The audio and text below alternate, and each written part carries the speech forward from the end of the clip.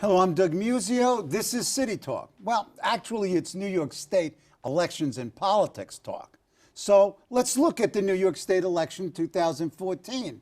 The Democrats, Cuomo, Schneiderman, DiNapoli, win statewide office by substantial to huge margins.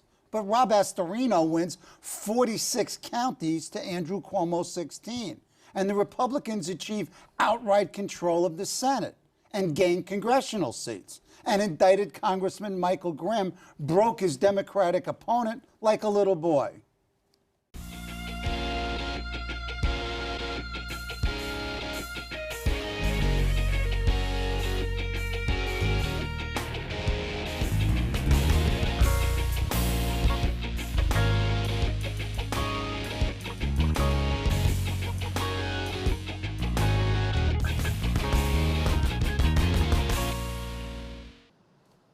Joining me to talk state politics are the political wise guys and gal. Liz Benjamin is the anchor of YNN's Capital Tonight and the blogger everyone reads in Albany. Errol Lewis is anchor of New York One's Inside City Hall. He's an op-ed contributor at the Daily News, where he was a columnist and editorial board member. Ozzy Pybera is the tireless, ubiquitous dean of New York's political bloggers, who with Jimmy Vielkind produces Capital Playbook. Liz is joining us from Albany. Now, the last time you three were together, it was the premiere of the show, and it was right after the Democratic primaries. So here we are a couple of months later.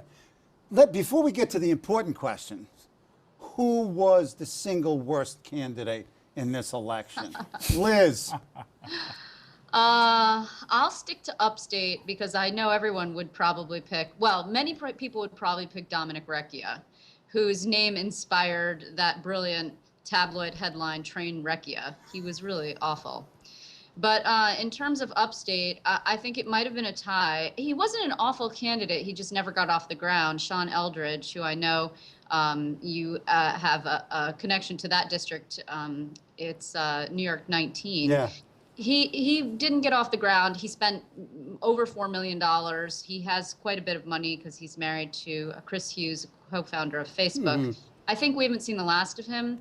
He couldn't get anywhere against Chris Gibson, who's the Republican. Yeah, no, as you noted, I live in Delaware County, and lots of money, no impact. Oh. And then I would say also Aaron Wolf ran just a terrible campaign. Well, we'll talk about Steve Israel in a little bit. I mean, that's a party leadership problem, a candidate like that. Yeah, I think they wanted self-funders. They're always looking for self-funders. And Wolf, who's a documentary filmmaker and a first-time candidate, could put some money in. He was a transplant, but then so was Elise Stefanik, who now has broken the glass ceiling in that district and is the youngest woman ever to be elected to the House. She's a Republican, 30 years old. She was a transplant too. Actually, the strongest or the stronger candidate, it's not a great day when the Green Party fields a candidate who's stronger than the Democrat. The numbers didn't bear that out, but he ran a better campaign by far. Matt Funicello is his name. Okay. Errol. I would have to say, even accounting for the fact that it was going to be tough for the statewide Republican candidates under any circumstances, going against sort of the Cuomo juggernaut and the natural inclinations of the voting public in a state where Democrats have a sizable majority, the campaign of Bob Antonacci, the Republican candidate for controller, was just really, really weak. I mean, weeks would go by without any information about where or if he was campaigning. And frankly, I'd have to put Chris Moss, the lieutenant gubernatorial candidate, in the same category. I mean, one of the things that Rob Astorino did, and it seems pretty clear in retrospect what he was trying to do, was to try to limit Cuomo from running up a big total in Black and Latino communities in the city, which is exactly what happened and exactly why Cuomo won both the primary and the general election. Rob Astorino, got a sort of a surprising choice, an African-American, sheriff from upstate. So he's kind of an interesting kind of a candidate. Well, they needed to put that candidate in Black and Latino communities. It would present a different face of the Republican Party. It might not have gotten them a lot of votes, but it might have held down or at least began to make them competitive with Cuomo's strategy of running up the score in inner cities. And Astorino begins his campaign in the Bronx, so you sort of expected this outside the box kind of campaign. Well, and it he didn't happen. personally and his team Yes. certainly understood that Yes. was going to be their only path to victory, was to make some incursions. Nobody thought that he was going to win the No, Bronx, obviously, no. but he needed to hold down Cuomo's numbers. Sure. And with some energy and some creativity from some of the rest of the ticket, they might have had a chance, but I just didn't see it. Dominic Recchia, by far. To run against an incumbent Republican in that district was going to be difficult, but you have a 20-count indictment. You have about $5 million in ads on your behalf from the DCCC, Steve Israel, and the race turns out to be not a referendum on whether or not residents there wanted a person with a legal cloud over their head, but they had seen enough of Dominic Recchia, who arguably didn't campaign enough. They saw enough of him to consider him not qualified for the job, and voters reacted to Oh, he it. was utterly inarticulate. Yeah. Utterly inarticulate. Also, how do they pick a candidate from Brooklyn to run for what is essentially a state? Even if you were articulate and you had a good campaign, it's tough to win there. Well, that gets into a question of candidate recruitment, and Steve Right. Israel later Well- acknowledged that he had interviewed other candidates before turning to Recchia, who actively sought the nomination. Right. Well, I Yeah. mean, for example, Diane Savino would have been an obvious candidate to run, but she's got other interests.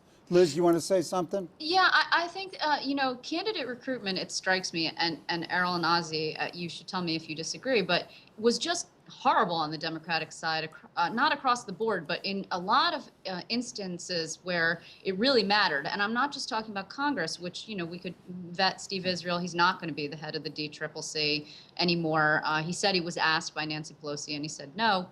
It would have been the third time. That would be sort of unusual, and particularly after the shellacking that the Democrats took in the midterms. But in terms of the state Senate Democrats too, I mean, they picked a candidate on Long Island who had an election fraud conviction, and a candidate in Western New York who had an election fraud conviction. That one, actually, Panepinto, he won. But I mean, sort of by the skin of his teeth. It was like 34% of the vote because it was a four-way race. That's hardly a mandate. But Denenberg on Long Island, that was supposed to be their strongest candidate. Then it turns out that, he's being sued by his former law firm partners because allegedly he bilked clients out of services, billing them for things that they never received to the tune of $2 million. Now, the Senate Democrats will tell you, Mike Gianaris and company, they had no idea, there was no way of knowing. But from what I heard, it was all over the place down there, and everybody knew. That's right. So at least the rumor was out there. So why you would pick a guy with a cloud over his head like that in such a key race, I don't understand. They never recovered from When- Go that. ahead, Errol. When you talk to people who are trying to do this, what they'll tell you is that they'll say, you have no idea how hard it is to recruit candidates. Because frankly, trying to get somebody to become a member of the Assembly or the Senate for $79,500 a year, And Albany. and you have to travel to Albany, and you don't control your schedule, and you're going to have to do it again every 2 years, and you're going to have to beg for money every other day of your life. It's not as attractive as it might seem. And so really what happens is either people from the existing political class do it, and that means people who are already elected to some kind of office, Yeah. or who have been donors, have been campaign managers, have been in and around the game and maybe Sure. know something about it. That's actually a relatively small pool. And then you start segmenting it geographically. Okay, who in this relatively small district meets the criteria? They don't actually have a lot of choices. No, I certainly agree. I mean, it's almost universal. Go ahead, And Ozzy. usually it takes years for people to get an Right. ethical cloud over their head. So it's good that they're starting early and recruiting people with this kind of requirement. Ah, yeah, They're getting it sure. out of the way. an efficiency in the measure. beginning. Right, I mean, it's an efficiency measure. Hire the corrupt. So Preet Bharara's got some cases. Speaking of which, aren't you expecting a prosecutorial shoe to break within the next week or so after the election? He's been real quiet. He has. They came back from Puerto Rico, and now he's going to indict a couple of them? Maybe. Liz? I mean, we still haven't heard his pronouncement on the now defunct Corruption Yeah. Busting Moreland Right. Commission. Everyone thought that maybe, look, he did damage, certainly, and Astorino tried to capitalize on it simply by picking up the case and then chastising the governor Yep. in public for meddling in the cleanup the cleaning up of the image of the Post-Corruption Moreland Commission, et cetera. But maybe people thought there wasn't any crime there, even though the governor's meddling maybe rose to the level of witness tampering, some people suggested. But I think people thought maybe he would just put out like a scathing grand jury report, just doing a TikTok on all of the second floor's meddling of Moreland, and he didn't. So right. I think there are cases, and he's made it clear, and I think people involved have made it clear that there might have been one or two or maybe more criminal cases to come out of Moreland, which now, of course, Ferrara and company are in charge of those cases. But more interesting is when and if he actually says anything about the Moreland Commission, yes. and if that further damages the governor, who didn't really want a 54% win, but wanted something higher, 65, preferably the 60s. And now he heads into a difficult legislative session for a whole host of reasons. If in fact Ferrara piles onto that with some kind of pronouncement on Moreland, it's only going to make a bad situation worse. Yeah, I mean, prosecutors have the ability to beat you without beating you. They don't have to have a guilty They can verdict. grind you down. That's they can true. just, and also, I mean, in the case, for example, of John Liu, I mean, there's no formal charge, but they killed him. Go ahead. Right. Well, the thing that Preet Bharara is sort of doing is emboldening the people that want to oppose Cuomo. He's giving them a reason to challenge him. The election results, 54% is not the invincible sky-high approval numbers he had when he first came in. Yep. So if there are people like a Rob Astorino who want to pick up that mantle, Preet Bharara knows the criminal justice system, but he also knows how the media works, and he very clearly makes appearances, makes comments, and makes his presence known at times that is almost purposely set to target Cuomo. If he can't do it criminally, he can at least go to the podium and open his mouth. Right, and also if you read his charges, every sentence is a press headline. It's almost masterful. You go through it and you pull it out. He grew up in Shootland. Excuse me? He learned from the master. I mean, no one manipulates the media, and I say this with respect, more than senior Senator Chuck Schumer. Oh yeah. He came from Schumer's office. Oh, so. yeah. Let's keep That's in mind true. when it comes to Preet Bharara and frankly a bunch of other prosecutors, there's sort of a backlog that they have to work through, right? So in the Southern District where Preet Bharara is, we've got the retrial of former Senator Malcolm Smith, and Vincent Tabone, the former vice chair of the Queens Republican Party. In the Southern District, you've got Michael Grimm. You've also got Bill Scarborough now, the assemblyman in Southeast Queens. You've got charges pending, some state charges against Reuben Wills, the city councilman. There's a lot of stuff to sort of be worked through, and then when this crew gets their day in court, and who knows, maybe they'll all be acquitted. I tend to doubt it, but and then you've got you've got Senator Libous upstate, and then once you work through all of that, which would maybe be May or June, then you have a new batch. You'll start to see if there's a new. Oh, batch. okay. What surprised you about the election? The statewide was obvious almost from the very beginning that it was going to be a Democratic win and a big Democratic win. But what surprised you? I was surprised that the state Senate went back to the Republicans in a sort of a clear, unambiguous way. There were some seats like Cecilia Kachik upstate, where she'd won by 18 votes. Yep. Okay, we knew it was going to be close. Right. But the Senate Democrats had spent so much money and talked so much trash, and had basically assured me and other members of the press time after time that it's only a question of where they're going to put the chairs, where they're going to hold their conference. This sounds like the Romney campaign. It really was a catastrophic case of overconfidence. Although insiders about a week out apparently seemed to know how the thing was going to play out. I was surprised, but not for the same reasons. I mean, the reason why it was surprising was because the Republicans, yes, they had more money, but they still have that enrollment problem. Right. And they had to run the table. They had to run so clean, and they had to have things break their way, like the Dennenberg situation on Long Island. But they really did. I mean, you have to give it to them. They did a really good job in running their campaigns, in running their messages, in making Bill de Blasio the boogeyman, in, scaring the heck out of upstaters that downstate socialists were going to come up and, take their guns away because the governor had already started it, et cetera, and so forth. So the Republicans, I was just surprised that they were as disciplined as they were. I don't know why I was surprised, since they have a history of discipline, but you know, they really needed so much their luck to hold in so many ways, and it did. They did a great job. Yep, I agree. Go ahead. And the role that the mayor played in this election was the most surprising, and it wasn't a surprise at the end of the election. It was a surprise at the very beginning. You know, the upstate downstate class that always exists in New York State politics. When you inject the self-described progressive Democratic mayor from New York City, you're adding fuel to that fire. Right. And it was surprising that they did not anticipate more of that. Now, there's an argument that Andrew Cuomo didn't fulfill his promise to actively campaign for a Democratic takeover of the state Senate, leaving Bill de Blasio to be the only person there. But it was surprising that they didn't anticipate that contingency. You know, Mayor de Blasio, Governor Cuomo, they've known each other for a long time. Their staffs know each other for a long time. This is not a surprise, unanticipated maneuver in the chessboard. Yeah, except that the governor is so Machiavellian, self-centered that he'll throw de Blasio over. I don't think he ever intended to partner with him to begin with. I mean, Right. their relationship was so very rocky. fractious from the beginning.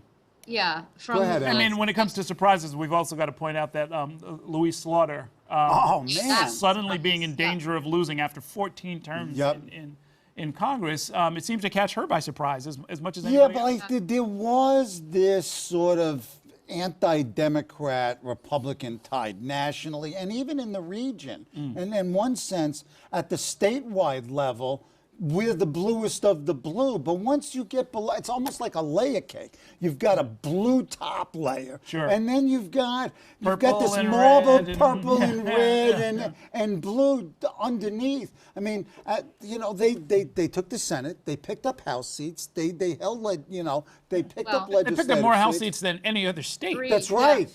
Yeah. That's right. So, Doug, okay. I just Go to ahead. point out, I mean, Rob Astorino carried, I think it was 46 counties. Right. I mean, so let's be clear on, you know, I remember after the New York City election and people were talking about a landslide and a mandate for Bill de Blasio, and his detractors noted how low the turnout was, and how could you say that a high percentage of such a low turnout was actually a mandate. I mean, similarly, you had an abysmal and disgusting, really, low turnout, and I think that the Times was on the money when they editorialized for the governor, if it's not the Times, the Democrat and Chronicle, sorry, in Rochester, for the governor to make it a priority to do something about the low turnout, that elected officials really should address this issue and make it easier for people or encourage people in some way to vote. But, you know, you have to remember, like, who elected Governor Cuomo? New York City, effectively, a county on Long Island, Westchester, Albany, and another county in the Capital Region, Erie. I mean, not that many counties. Right. I mean, if you look at the 2014 map, it is red. It is almost exactly the way you described it, Liz. It's downstate. Western New York, a couple of northern counties, but this is a red map in 2014. Yeah. Then you look at 2010, it's a much different map. It's a much bluer map. So something happened here. I think that's both systemic and idiosyncratic to this race. Well, I mean, I think, among other things, you have to sort of tie it back to the Cuomo strategy. I mean, look, he was the prime mover here. He sort of laid the chessboard the way he wanted it, at least for his particular race. It didn't work out for anybody else. But for Cuomo, you know, he put $1 billion into Buffalo, the Buffalo Billion. The mayor out there says that they joke whenever he comes out there for yet another ribbon cutting that he must have a house somewhere nearby. He's been out there so frequently. We were out there for a debate and we saw the cranes are going up. I mean, there were some problems where you can throw money at it and something will change. This happens to be one of those kind of problems. You know, I mean, Buffalo had been neglected. The last time I'd been there was years ago, and it was deserted downtown streets. It looked awful. Now it's really coming to life, and so he was rewarded for that politically. But the vote in Western New York, he never was really able to make the sale. No. Either in Western New York or where we live in the Southern Tier, I don't think he made the sale. Once the gun law came into effect, I think that was crucial. He made attempts to pacify that group and certainly the region economically we needed. It didn't work. $1 billion is a lot of money to spend for a county. Right. He didn't, Right. He got Erie and it wasn't overwhelming. Right. And I would argue that the Hochul factor played up pretty big there. Yep. And it's historic to have her be the lieutenant governor from Erie County. But all the Western New York counties that he lost to Carl Palladino in 2010, he lost them. Again. Lost them I again. know. I Except know. Okay. Who's the biggest winner politically? You know, Is that a legit question? And Sure, does that sure. and does this have any long-term systemic And consequences? an important winner in all of this is Ed Cox, the Republican Party chairman. They've had a fractious party. Yep. He's he's presided over some fairly tumultuous conventions. Oof. And he can hold his head high now. I mean, Astorino remains a player. Yep. Astorino has no reason to be written off as a potential leader of New York State. He flipped 3 seats, so he's got some national credibility. And he's got the state they got that senate. state Come senate. on. Yeah. The guy did good. Ozzy. you know, I'm probably going to get some egg on my face for this, Go ahead. but you can make the argument that Cuomo sort of gets what he wants. He gets reelected, and he gets a Republican-controlled state senate that he's used to dealing with, and he gets the Democrats in the Assembly who he's dealt with before, and you can make the argument that Bill de Blasio, yes, he was the boogeyman, yes, he didn't help the Democrats take over the state senate, but 2 years from now, if and when Hillary Clinton is at the top of the ticket and there is a presidential turnout that Democrats are expecting to have a better shot, that he could at least say, look, I was there before, I was with you guys, I am your true friend, work with me rather than Cuomo. He could try to make that argument. Okay. He fought the good but fight. I mean, those are a lot of assumptions there. You know for a fact that they're not going to give him bupkis over the next 2 years. I mean, Right. he sent the staff, he sent all that money, he tried to defeat them. What are they going to do? They're going to be nice to him? There's going to be a Go. big, two points. First Go. of all, the exit data that we saw, Hillary Clinton was running about even. She didn't have a huge margin, so just keep that in mind. Now, a lot can change, and, Right. and I know it's being debated that she won in the midterm, she lost in the midterm, she won women, she did whatever. New Yorkers feel slightly divided according to that, or Yep. very divided Yep. according to that exit data. So that, in 2 years, if she's at the top of the ticket, will be a landslide. I'm not sure. It Yeah, depends on yeah, the- I agree. Let's that's- go to but one more thing. Go ahead. In Albany this year, it's going to be a bloodbath over two. I would say that the winners, the huge winners, the charter school advocates, which means the hedge fund guys and the real estate people, because those people put mega bucks in. Yep. And what did they get? A Republican Senate that is going to be kind to them. And they had this window of opportunity, which may only be 2 years wide, as we talk about the next, the next election cycle and what the Democrats might be able to do. And in these 2 years, you've got.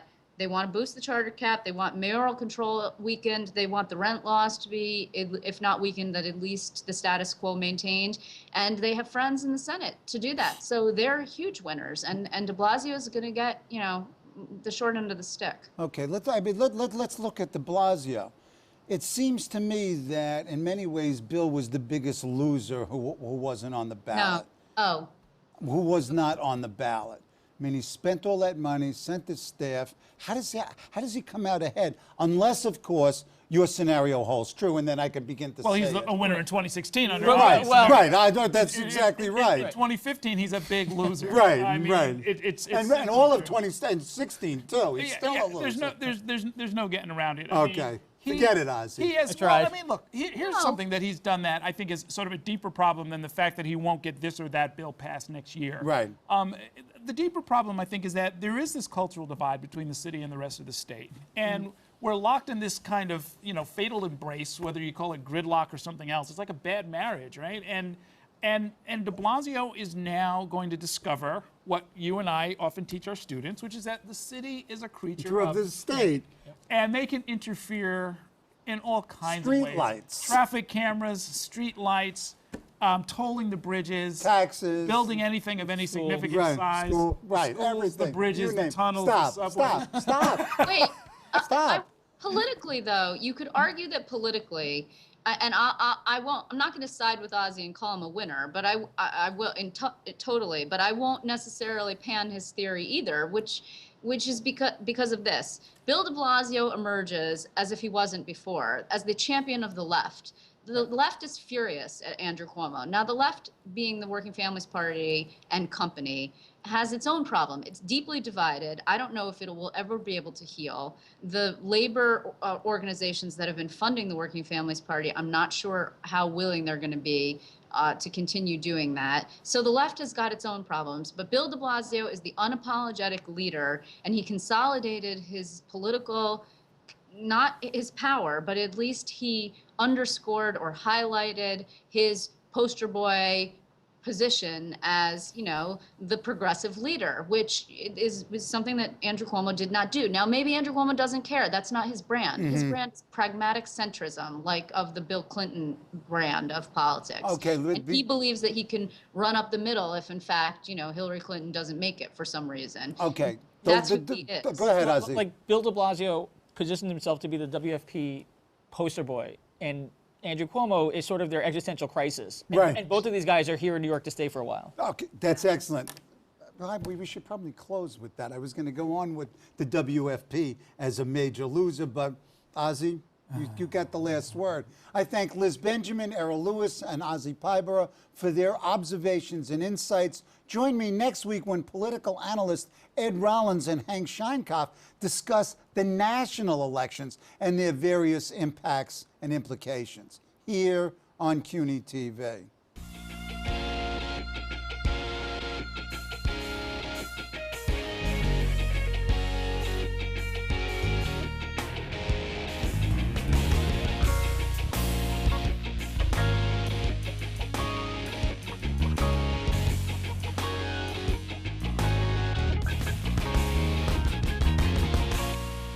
I'm Doug Muzzio.